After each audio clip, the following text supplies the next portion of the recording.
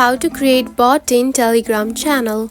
To create a bot for your Telegram channel, follow these steps to create the bot and then add it to your channel. So let's get started. Now open the Telegram application just like this and tap onto the search bar and type bot father just like this and open it. Now to create a bot, simply tap to new bot right here. Just right here, select it. Now we have started to create a bot. Now simply give a name to the bot just like this, my channel bot, and send it.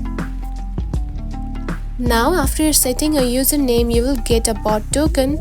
Simply copy this for later use, and now you have created your bot. And after creating it, simply go to one of your channel and simply add this bot as an admin on that channel. And that's it. This is how you can create a bot in your channel in the Telegram. If you found this video helpful, don't forget to like and subscribe for more tips. Thanks for watching.